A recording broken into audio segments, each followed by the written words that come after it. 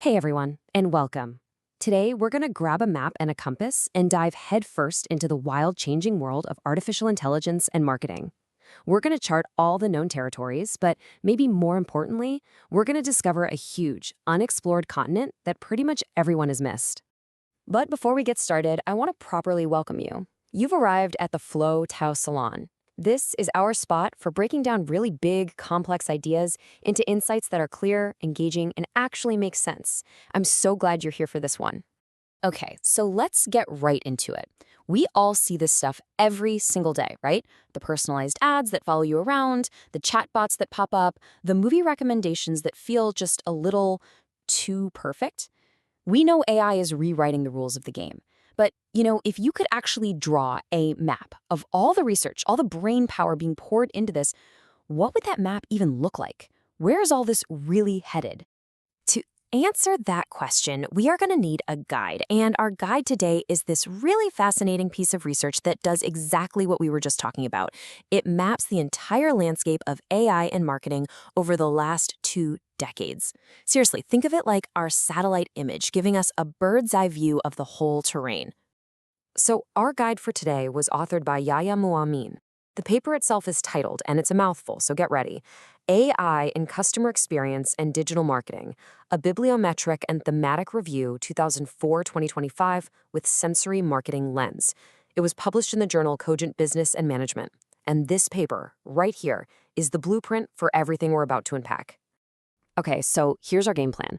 First, we'll look at the study's blueprint, like how do you even map a whole field of science? Then we'll check out the map itself and see the big ideas it uncovered. After that, we get to the most surprising part, what I'm calling marketing's missing senses. And finally, we'll wrap it all up with 3 super important takeaways you can bring with you. Sound good? Let's go. All right, first up, the blueprint. Because look, before we can trust any map, we gotta know how it was made, right?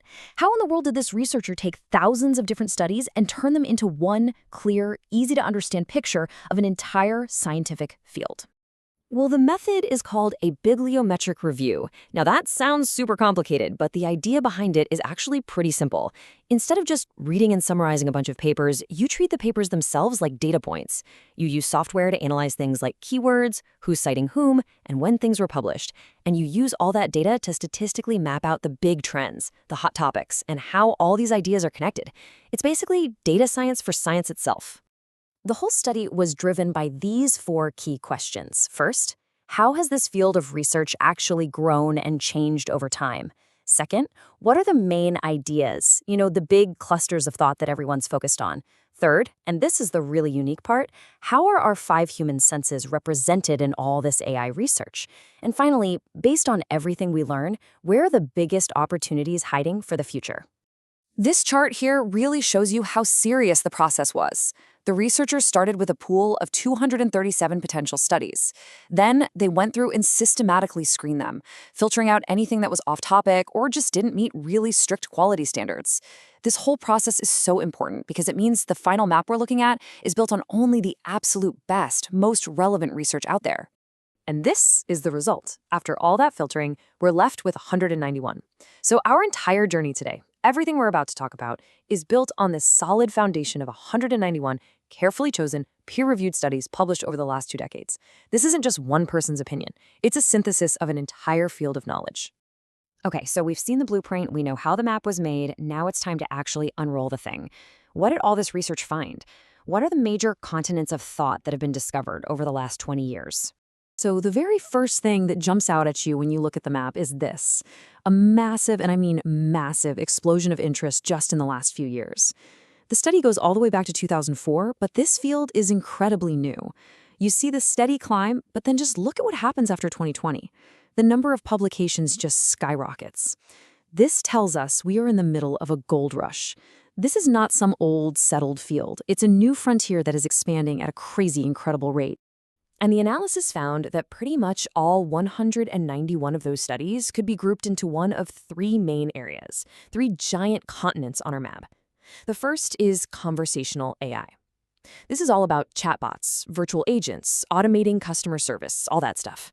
The second is personalization, which is all about recommender systems and using AI to tailor every single step of your journey as a customer. And the third is ethics and management. This one tackles those huge questions about trust, privacy, and making sure the algorithms are fair. Right now, these are the three pillars holding up the entire field.